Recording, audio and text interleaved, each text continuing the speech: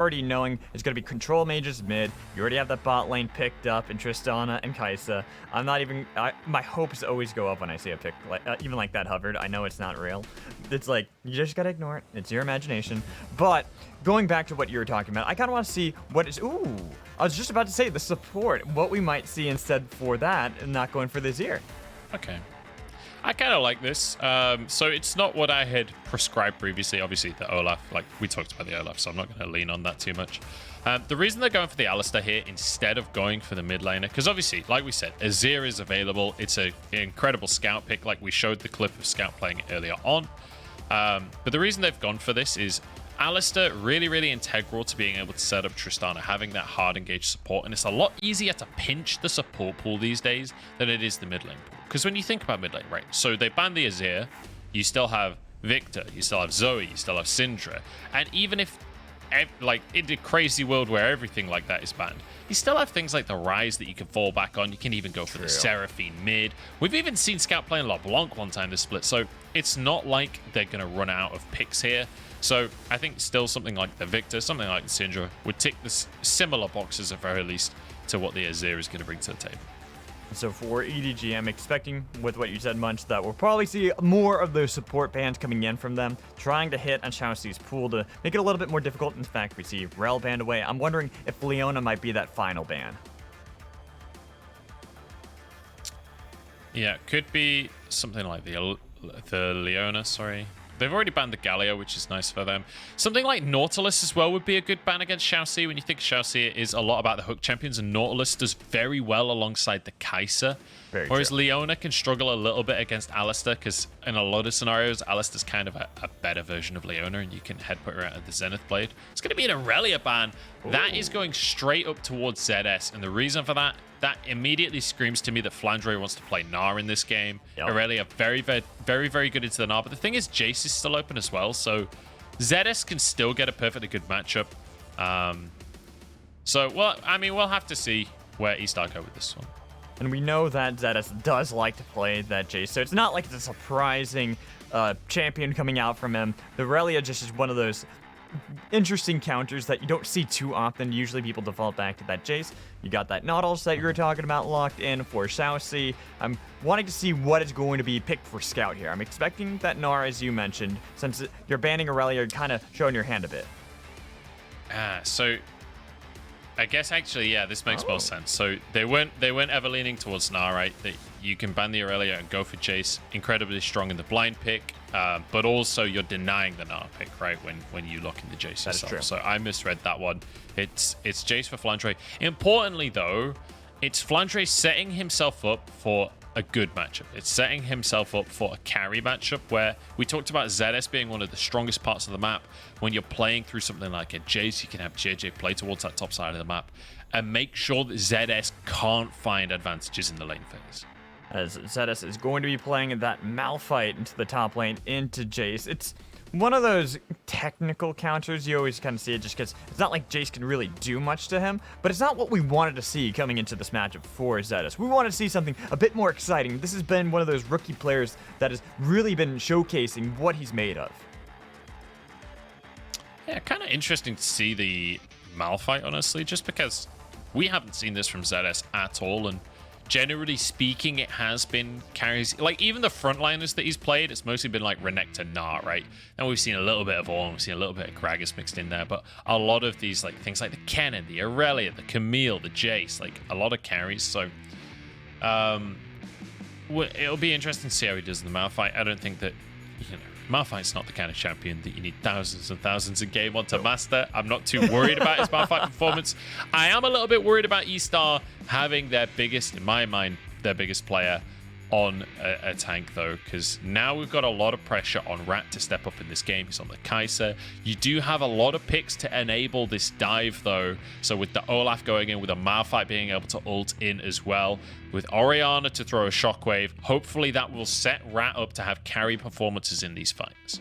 And when I look at a composition like this drafted by eStar, I always consider it that easy to execute composition, where you have the easy ball delivery service of a Malphite, always going to be able to get into the backline immediately, where you can set up a shockwave, have a bit of wombo combo follow up with Hacker. I actually kind of like to see this when you're going into a team like EDG that tend to like to play more of that front-to-back team fight style. You're almost answering them that. You're trying to say, we can do that as well, and we also know that you need to be able to get a little bit more of a snowball, especially for Flandre on that top side on Jayce. Yeah, the one concern I have is you're absolutely right in that the way that this operates is you can very much go for like a team fight wombo combo, as it were. The problem is, while that's easier to execute, it's also easier to play around, right? If you're a team like EDG that are very intelligent, that generally play around when they are strong in the game, like they're going to be able to spread out in team fights. The team fight positioning is one of the best things that we get to see from EDG, so it feels like they should be in a good position to play appropriately around that. And also, when you have things like this Tristana for Viper, he can play very, very safe in these team fights and then jump in once everything is off a cooldown and sweep fights up. So you can put yourself in this position where you never really get that great opportunity to just use all of these ultimates together, and you can find it a little disjointed. But one advantage of these compositions, we always talk about the late game compositions. We always talk about the late game team fighting when it comes to like wombo combos, but actually, wombo combo comps spike super hard at level 6, so it'd be nice to see some early dragon fighting where we get maybe a TP coming out from ZS, get this Malphite in the action, because if you just have him and Jayce isolated on the top side, Jayce is going to go crazy. And just so everyone is aware, there was a bit of a bug. It was the trading error bug that happened for eStar. They were trying to switch everyone around. We're having the same picks that are going to go through. It's just going to be remaking the champion select. So that's why we have a little bit of a delay. Just letting everyone know. That's why we haven't jumped into the game just yet. Yeah, so on the side of EDG, because we talked a lot about eStar's comp, let's kind of assess what's going on. Because we've got the Jayce on the top side, which is not super standard Flandre right now, to be honest. When you think about Flandre this split, it's been a lot of frontline, a little bit of Gragas in there. He has played the Jayce, but generally speaking, he's been a frontliner, so it's nice to see Flandre on a bit of a carry. Like, we've seen it in the past. It's not like he's not capable of this game. As I said before, veteran for many, many years in the LPL at this point. Very capable on these carry picks. But we've got Jiejie with this Udyr. This has been his bread and butter pick throughout the split. We've got Scout with a lane bully. We've got Flandre with a lane bully. We've got Viper and Meiko with lane bullies. This is very much a win lane, win game style composition coming out from EDG, which is not typically what we've seen from this squad. And it feels like they maybe want to up the tempo of their gameplay a little bit more, play more for winning the lane, and play more towards skirmishing as opposed to those late game team fights. And I like seeing that. I love seeing teams try to change the pace of what they've been going through with this entire split. We were even talking about this before, that it almost felt like a lot of the top teams have been able to figure out how to play into EDG. They figured out their strategy, even if it's difficult to beat them regardless. Like, you think back to the top esports series where top esports figured them out, still lost game 2, still struggled to be able to win games 1 and 3, but we are going to be jumping in onto the Rift for game 1 between EDG and eStar here in just a minute. All right, heading into game number 1 here. Once again, EDG all about finding advantages early in the game, snowballing their lead. Keep your eyes on Jiejie and where he plays. I'd expect him to start towards the bottom half of the map and path up towards Flandre. If they can get Flandre set up, they could really build themselves a lead. But also, on the counter to that, you can see a similar thing on the other side. Hacker could look to go up towards top side early on, because generally speaking, as Jayce, you're probably going to push in against a Malphite. That is the way the lane is going to go. So it's possible we see that, but level 1 action coming out from eStar. I don't think they saw Meiko, and I think Meiko saw them. So looks like both Meiko and Viper will be able to escape with their lives. eStar, I do appreciate that attempt. Yeah, you love to see the attempt at very least. They're not leaving yet, though, either. They are playing this Real cheesy. And what this has done as well, we said that Jiejie would love to start on the bottom side and then move up top. You can see Jiejie is going to have to start on his blue buff here. So this changes the way that the jungle is going to be starting out. And you can see Meiko going to look for the ward over the wall into that brush. He'll spot out that Hacker is still here. The ward will get cleared. Uh-oh. Oh, in fact, Scout, it doesn't. why are you there? They were able to follow that up pretty easy. Oh, he wants to steal the red buff. Maybe flash mid lane so they can't take it. The flash comes in from Irma to get first blood. Look, Scout, I get it. I appreciate the attempt there, but that was kind of in. I'm not going to lie. Scout going down for first blood. That is not worth Jiejie's red buff. You could have just maybe verticaled that one. Unfortunate for Scout. He gets caught out. I don't think he was expecting the whole team to stick around. So really, really intelligent play from eStar to stay so long in the lane. I think so as well. Getting that free kill essentially for Irma. They get a flash out of Scout. Sure, Irma had to expend his, but that's a great trade. Now they have a lane that they can exploit consistently for Hacker, constantly looking to see how they can play around mid lane. Yeah, so we're going to see vertical jungling here because Hacker obviously going to be able to start off clearing this entire bottom quadrant. Jiejie now moving into answer on the top side of the map. At very least should get chickens. You expect him to be able to get the red buff as well, but look where Hacker is. I don't think there's any real threat of a dive because one of the issues of Nautilus, right, is that you're not that tanky. Things like Alistar and Leona certainly beyond level 6, but even just with the Aftershock, you can pretty much go for dives very early on in the game. Nautilus struggles a little bit more with that kind of play. It does, and that's why it does seem like they are backing off just a little bit.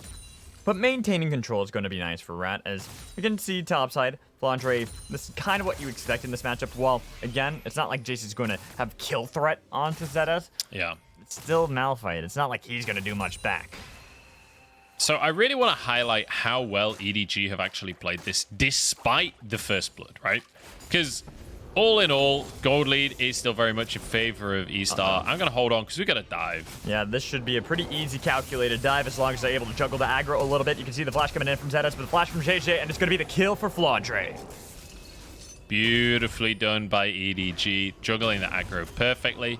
Does cost them 2 flashes, but they're okay with that one. I want to quickly highlight the jungle CS here because we've evened things up. Hacker going to be moving into the enemy jungle as well. The only reason the CS is even, though, is because he already got himself a Scuttle Crab. It was really well played by EDG. The delay on the red buff from Scout slowed the start. Viper got hit by the dredge line. They have an explosive charge onto Rat. A little bit of damage back on a ShiauC. But that was a nice hook coming in from ShiauC to be able to punish Viper just a little bit. A Scout, again, no flash mid lane. Not going to actually be chased down by Hacker. It's a bit dangerous there. Hacker just can't seem to make any of these plays work to start the game off, unfortunately for him. Did get the assist on the first kill, obviously. You can see Omnistone in the top side for Flandre. I'll just quickly mention this. For anyone that doesn't know, this is generally when you can... when you can't go for your like a lot of the time you'll see it instead of things like grasp when you can't proc it, but what you can find as well is that it just scales exceptionally well, gives you access to the inspiration tree. And now Jiejie going mid. Irma doesn't have flash, but Jiejie, neither does he. It's difficult to be able to chase down Orianna if you don't have that jump flash bear slap. Yep, difficult to get in that lane, and Jiejie discovering that. Irma wants to stop the back, but he misses the blind Q, unfortunately for him. But the wave is in a really good spot here for Irma. He has no need to do anything. He can just hold this for as long as possible. It's in the perfect spot. Irma is more than okay. And look at the CS deficit already. Irma has built himself 11 CS lead right there in the mid lane. It's thanks to the fact that he had his teleport available. Scout had to teleport early on off the back of the first blood. So Scout, sure, you delayed the red buff. He actually helped Jiejie out in the early game, but unfortunately he put himself behind off the back of that first blood. So it's a really significant lead for Irma, and you can see where he's invested that cash already. Merc treads in the mid lane means it's going to be very hard for Jiejie to punish Irma. It's very hard for Scout to get any consistent damage to stick, and the Scat of the Week loses a lot of its potency. And even with that, it's not like Jiejie was able to maintain this massive lead. The only really massive lead is top lane, because they were able to calculate that dive pretty easily onto ZS. That's really where they were able to put that. And sure, you want to be able to have your Jayce ahead, but you also want your Syndra to have damage. And if you're down this much between an Orianna, it's not really making up for that difference topside. We've got a bit of a fight. This could be 2v2 in the mid lane. They're going Irma. I'm a bit surprised that Jiejie wanted to be able to go for that. Scatter of the Week did not connect. Bot lane getting ShiauC locked down with the charge. Jump on top of him. Explosive charge not going to be able to get the damage it needed to with the dredge line on to Meiko. They continue to fight this one out pretty far. Top lane, Flandre's gotten himself pretty low. Has that grasp, but it's not going to help. ZS gets a solo kill. What did we say about ZS? This is the kind of player where when you overextend, he will punish you. Even on this Malphite, finding a solo kill on Flandre, this guy wants you to remember his name. A solo kill with 2 ruby crystals. That's all he has. That is incredible out of this rookie player. Look, we saw ZS solo killing ShiauC. Now he's solo killing Flandre. He is going through the list of veteran LPL players and 1v1ing them one by one. You love to see it. Honestly, you really do. It makes me happy seeing a rookie be able to have this kind of outstanding performance in a season that would seem not necessarily like it would be the positive season. He's constantly being this player that we have to talk about, even though he is behind a lot in CS.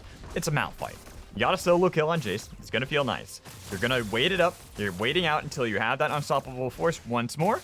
Rinse and repeat. You might just be able to keep Flandre from being that carry they need. So let's take another look at what actually happened. So the slow comes through. I mean, this is just Malphite doing Malphite things, right? The flash is on cooldown, so there's no way to avoid it. And at this point, it's over for Flandre. He has no mana. He doesn't have a way out. So it's just auto attack down. The Q will come out in a second and it'll finish the job off. So very nicely done by ZS to be able to pull that off. And it's less about the clean mechanics, right? Because he's playing Malphite. It's much more about just understanding the situation he's in the top side. And again, having that killer instinct, being able to push the advantage off the back of it. Now, we can see huge lane priority in this bottom side. And Jiejie wants to abuse nice that. Flash, but Flash comes down on Meiko to try to see if they can hold down Rat. He's ticking down, but the killer instinct is keeping him alive with a shield. Finally, he dies, so one more auto attack coming in from Viper. ShiauC nowhere to run. It's a double kill for Viper. Beautifully done by EDG, and this should start them off with a Drake. Now they're starting to build some leads in these lanes. You can see Flandre as well going for a bit of MR, so that should stabilize. ZS should never have another opportunity in the top side. So winning top lane, winning bot lane now after that dive. You can see Viper has a massive amount of gold and already had his boots. Now they can go for the first Drake. The only lead that eStar has right now is in that mid lane. Everything is on the shoulders of Irma. And he needs to be able to get that lead elsewhere. I wonder if he's going to, once that TP's back off cooldown, try to look for a play, maybe around. I'm trying to think what they can really get. There's not the dragon anymore. They don't have anything to really play on top side for either. This is a difficult situation for eStar. Yeah, so at some point, Hacker got the Herald. I'm going to assume that was while the dive was happening, and I just missed that on the screen. So nicely done, at least by Hacker, to take advantage of the situation where you know the enemy jungler is on the bot side of the map. Nice little trade there by Scout. And here's the value of the Merc trades, right? Irma is able to withstand way more of those trades than he should be able to in that lane matchup. It makes it a little bit easier. Normally you see it like the Verdant Barrier, getting the green necklace to be able to try to deny a lot of that extra damage, but if you're able to get an early kill and you have flash advantage, might as well just go for those early Merc treads, try to get the AP sooner or later. But Irma now, he wanted that blue buff and takes a little bit of damage from Scout on his way back. I love watching Scout play. Scout is having such an insane season. It feels like he is looking for every tiny little inch he can find. He's behind in the lane, and now we've got a play on the bot side. Viper able to jump away. Nice buffer, being able to use that rocket jump, but now Jiejie gets the flash, but the Scatter of the Week connects on Irma. Shockwave, too late to help him. Too clean right there from Scout. And again, I was just complimenting the guy. Perfect maximum range Scatter of the Week and is able to follow up on beautiful pressure from Jiejie. Now the bot side as Jiejie arrives. And with the TP2, nowhere to go. They got so much damage on a Hacker, trying to see if they can get Rat out of here. It's all about keeping the ADC alive, but Hacker might die, getting the kill they need to. Here's a rocket jump in. It's 3 kills for EDG. That's 4 kills. They managed to absolutely eradicate them because they already got the kill mid. All he can do is TP mid and hope to find the scraps of a minion wave. That's all he's going to be able to look for. EDG absolutely dominating across the map. And we said when we looked at these compositions, it was all about winning the lanes and not letting eStar get to the point where all of these ultimates can come into the game together, right? eStar's biggest strength is when they can group up in a 5v5, use these ultimates together, and set Rat up to carry. But Rat has been destroyed in the laning phase. The only lead, again, was for Irma in the mid lane. But guess what? Scout's got 2 kills now. That lead has vanished. Unfortunate for Irma, and this is what we were talking about, wanting to see how they're going to be able to utilize that. They never could. It was a well-played dive coming in from Jiejie, and then immediately booking a bot lane so they could get more kills and deny Hacker from getting the dive he wanted. And what I'd love to see now is I want to see EDG being really proactive. One of my biggest criticisms of EDG this split is that they've been very, very slow as a team. And I don't inherently have an issue with slow gameplay. But I feel like there's been a few games this split where they've had a faster composition and not really pushed that lead. This is an opportunity to prove me wrong on that point. eStar dropping the Herald mid, though. Knock up onto ShiauC. Exhaust was used on a Jiejie. They're going to try to see if they can at least deny a lot of the damage coming in from that Rift Herald. It's unfortunate because a lot of that plate gold was shared across eStar instead of being able to consolidate it into the carries. So this is kind of a symptom of a greater issue, right? We just talked about how eStar have essentially losing lanes across the board at this point in the game. So the Herald is really hard to use. Even though Hacker was able to get the Herald earlier, they can't use it super effectively. I'm a little cautious. Wow. Jiejie, I think, just gets away here. He does. Yeah, okay. He was able to dodge that undertow. It was nice. Yeah, nice. I mean, he's on Udyr. He's got a turbo chem tank, so he moves at the speed of light. If he doesn't dodge this stuff, I'm going to be real disappointed in Jiejie. This is one of the top teams in the LPL. We should have high expectations for these guys. Sure. But the issue for eStar, right, is that it's really hard for them to use the Herald. It's really hard for them to find advantages in this early game. So the Herald, even though it's not optimal, right, you're sharing it between a lot of people, having to grouping up and brute forcing that play is still good for them. At least they're able to use the Herald effectively. At least they're able to really weaken that mid tower. That will be finished off later on in the game and hopefully will open up the map a little bit. But Drake's up in 25 seconds and this should 100% go to EDG. There should be no contest from eStar, but I think Jiejie wants to dive before they go for the Drake. I was about to say, you asked EDG for this aggression, to not stop, to not relent, and they're giving you exactly what you want. Rat cannot get out of there. It's a kill coming in from Viper. A TP in as well. Too late, though. They already got the 2 kills they needed to. Unstoppable Force flashed away, knocked back in. ZS, you can't escape now. You're dead meat. 2 kills for Jayce. Dude, Viper's actually pretty good at League of Legends. I'm willing to... Maybe the rookie of the split, am I right, guys? Really, really beautiful stuff coming out from EDG. Understanding the situation, they know Hacker is on the complete opposite side of the map. They know there's no way eStar can contest with the Drake.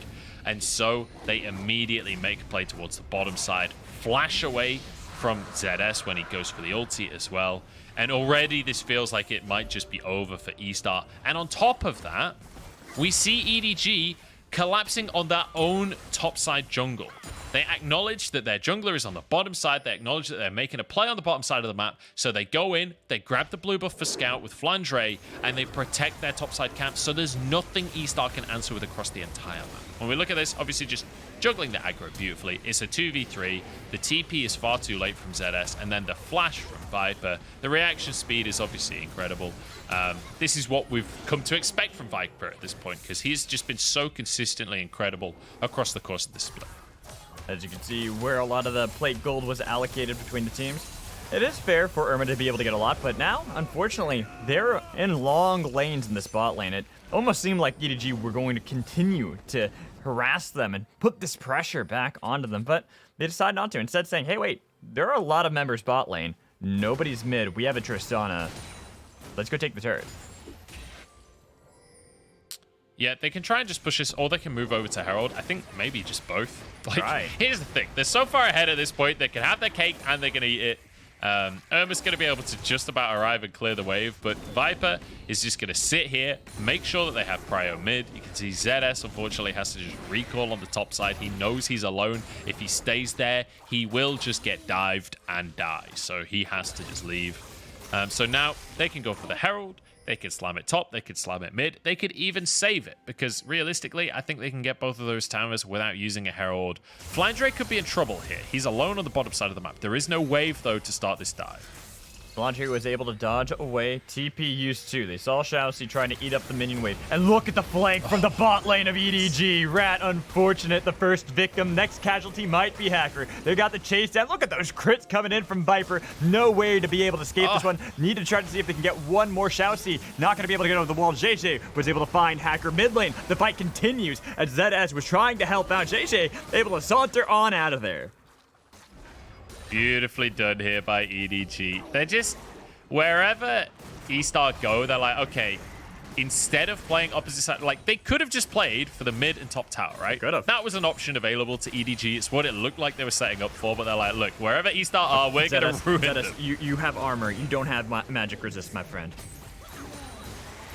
Yeah, this just feels like one of those games where EDG are able to say, look, we have the better comp, we have the early game lead, it's 14-2 on the scoreboard.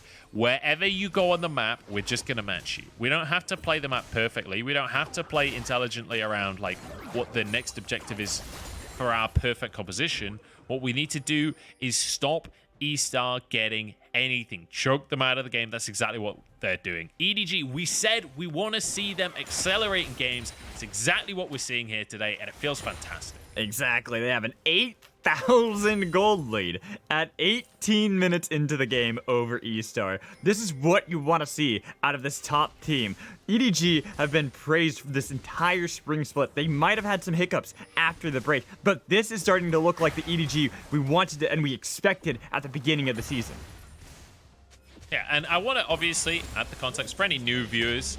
EDG should be winning this series. This is eStar. Yes. This is one of the bottom teams in the league. Like, I don't want to overhype that EDG is obviously winning this series. They really, really should. The only player I think on the side of eStar that can win the lane is maybe ZS, but again, he's against Flandre. Like, that's not an easy matchup, and he's Malphite versus Jayce, so you know, there's only a certain amount of expectation you can really put on him there. But hey, I'm just excited that he got a solo kill. Yeah, that's like, I'm impressed by ZS, and you know, there's an extent to which that's as much as we can really hope for from him across the course of this game. But what I'm excited for is that EDG, in similar matchups like this, have sometimes played it really, really slow anyway.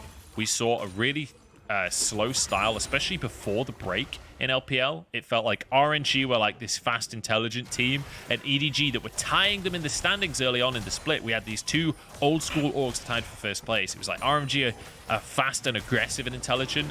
EDG are slow, conservative and intelligent, right? So it was like these two opposite styles where it was still focused on macro and trading towers, but for EDG it was much more about the late game and winning out in terms of map pressure in the late game, playing around their composition and playing towards team fights as well, whereas RNG was all about fast-paced gameplay.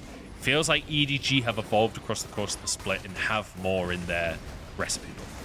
And when we look at playoffs, that's what you need to see. You need to see this adaptability out of these top teams. If they have one style that they're able to play well, that's great. But teams can figure that out. They can figure out how to beat you and then be able to punish you. If you can change that strategy, though, if you can rewrite your playbook, it makes it much more difficult, especially when you're trying to see if you can get a high playoff berth going into their final weeks. And so we're going to see EDG can just, they're not actually going to start the Baron. Okay, I guess they haven't reset in a little while, so I'm just going to go spend some gold. I wonder how much gold they're sitting on right now. They're probably sitting on a lot because they were able to get a lot of turrets. I think the turret top side they were able to take. They took most of the farm away from Hacker. Since you don't have that tier 2 in mid lane, you really don't have that ability to be able to maintain control of your own jungle anymore. Yeah, I mean, in terms of this game specifically, there's no way that eStar can realistically contest. Like, if EDG do start a Baron off, like, when you look at this composition, yeah, sure, you don't have a big front line on the side of EDG, whatever, but You have an Udyr that's really fed. He's going to be tanky enough, especially with Alistar having Unbreakable Will as well. Like, you have enough of a front line that you can still just win a team fight with this kind of gold lead. It doesn't matter. They're 9,000 gold up. One of the interesting things about this draft as well for EDG is coming into a series, you would expect that EDG drafts the Azir for the mid lane, right? Azir has been one of Scout's like premium picks this split. It's also just been an incredibly strong meta pick. I like that EDG came into this series saying, we are going to win fast. We are going to accelerate and we're going to win every lane. Like that from this draft is clear because the prioritization on the Alistar Tristana combo over something like the Azir as well. They were saying, we're okay with you guys picking Azir. In fact, we want you guys to pick something slow in the mid lane so that we can try and bully. And the Syndra hasn't actually been one of the premier picks in the mid lane this split. It's been one of the worst picks, but because it can do well early on, it's much faster than something like the Azir. I like the prioritization in this specific game for EDG. As now they feel like they've gotten full control over this top side of the map. They start up the Baron. eStar, they know it's happening. They know it's taking place, but what are they going to be able to do? Absolutely nothing is the answer.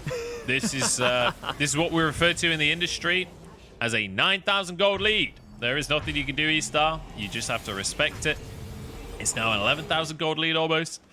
EDG with the Baron. Here's the thing. Here's the really bad news for eStar. This isn't even as bad as it's going to get. Because look at the composition. You have a fantastic 1-3-1. Syndra's not like the greatest side lane mage, but ultimately she's fine in a side lane. And no one really on the side of eStar can punish her super well right now. So with a Baron, EDG can just set up in all three lanes if they want to. They don't have to. They could group up and go 1-4 or something along those lines, but I think just spreading out across the map is the best option, especially against this kind of wombo combo comp from eStar. EDG have all of the tools that they need to just spread pressure across the map and close this one out. Currently, they're trying to see if they can get control, have these slow pushing lanes. They might even just pull the trigger. ZS is locked inside of this brush. Double knockup flashed away, but look at the damage on top of him. They have the explosive charge, and Viper takes him down immediately. The rest of eStar scattered, trying to be able to get back to the base. Hacker is blown up. Double kill coming in from Viper, and this is it. They could easily start taking down the base. They might actually be able to just snowball this into the end of the game, honestly. 30 seconds on the death time, so 20 on ZS now. I do want to say, like, I appreciate that eStar are trying to make plays. I like the ZS is hiding in that brush, looking for the great Malphite ult. I like the idea, but the game's over. Exactly. The game's over. They got the pick onto ShiauC there. They've got so much damage on Rat and Irma at their fountain. This is game one, secured easily by the side of EDG. They don't care if the minions finish it or not. Yeah, that was brutal. That was absolutely brutal, but a beautiful, beautiful game from EDG. And again, I want to say, like, I appreciate the attempted plays that we were getting from eStar, like when they tried to set up a bot dive while the Herald was taken by EDG. Like, EDG was setting up on the top side for the second Herald, right? You've got Jiejie on the Herald. eStar are like, okay, we are way, way, way behind. We can't contest this Herald. Let's try and make a play bot side. But really, really well played by EDG to answer each and every single time eStar tried to make one of these plays. So they try and make this desperation dive happen bot side. You get the TP down there from EDG, and the play is saved as you get Light and I1D flanking from the top side there. But then later on in the game, ZS hiding in that lane brush, looking for the great Malphite ult. Like, it gets spotted out, he gets taken down, but I don't hold that against ZS. I think that's a positive thing for eStar, that they are looking for creative ways to get back in this game, because let's be honest, EDG had 3 winning lanes and they had Udyr. Like, you can't really ask for much of a better draft than that in the grand scheme of things. So I like that eStar was still getting creative in the game and looking for avenues. They were trying, and I can always appreciate that with the team, especially a team that's already been knocked out of playoffs. It's not like they gave up at any moment. They constantly were trying to make these plays, even when behind, and it's respectable. But over to the other side of EDG, this is what you want to see. This is why we were highlighting it. They're facing off against a team that's already knocked out of playoffs. We want to see them play this convincingly. We want to see them be this dominating, because it shows to us that we know they are capable of ending games quickly. Yeah, it's really, really beautiful to see them accelerating the pace of the game, because I think that this is a very important style to be able to play in the LPL. I think EDG's biggest weakness across the course of this split has been against teams like Top Esports. Like, look at game one between EDG and Top Esports. It was all about Top out skirmishing, accelerating the game, winning the laning phase, and turning that into a win, right? And we've seen EDG losing in those styles of games before, when you think of EDG RNG as well. So I like that EDG have essentially gone to the drawing board and said, look, we need to get better at playing fast. Let's draft in this series to play fast. Let's draft to win lanes. Like Flandre playing on the Jayce is not typically what we've seen from Flandre this split. He's been all about the front line. It's been all about these team fights. He's been on the Nas, the Renekton's, the Aatroxes, and even things like the Scion and whatnot, and the Ornn.